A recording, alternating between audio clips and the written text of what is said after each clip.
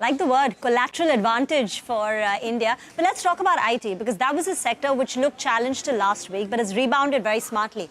Up more than 7% for the Nifty IT index this week. But bear in mind, till last week, the index was down 25%, sharply underperforming. And plus, there were lots of shots in the system which got corrected. And then the FIs came back in the market, and FIs historically have favored IT stocks along with banks. So that could have also added to the buying. But you know, the point that Hiren was making, that there are outlier stocks. And the outlier stocks, so far at least, were always the persistent Coforge's emphasis. And once again, the numbers so far that we've seen seem to be that back the winners, back the stocks which are showing growth, because there is momentum there. So from the mid-cap earnings pack, you had Persistent and Emphasis both came out with their numbers. Persistent was a big beat, 4.5% top-line growth. Emphasis met street expectations with 2.9% growth. The others, whether it's an LTIMindtree, LTTS, Cyan, Tata Elxsi, all disappointed market expectations. Coforge, though, is yet to report numbers 5th of May, and that stock is up nearly 40% in the last 1 year.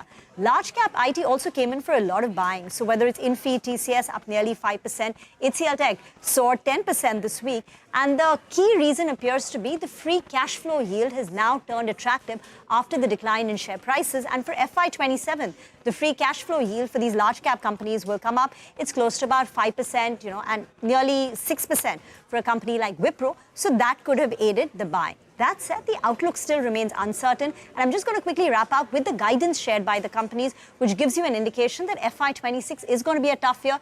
Growth is still, missing. Infi is guiding for 0 to 3%, HCL Tech 2 to 5%. Wipro's Q1 guidance, not full year, Q1 guidance was minus 3.5% to minus 1.5%. LTTS is guiding for double-digit growth, but that includes the acquisition. If you strip that out, again, we're talking about a low single-digit kind of a top-line growth. And Cyient has abstained from giving a revenue guidance, citing uncertainty. And they've also pushed forward their margin aspiration. They've lowered it and pushed forward the date by which they will achieve it. So Hiren, you spoke about the outlier stocks, right? Will you continue to back them? Because so far the outlier stocks were what? Your Emphasis, Persistent and Coforge more than the others. Actually, it's quite interesting because it's precisely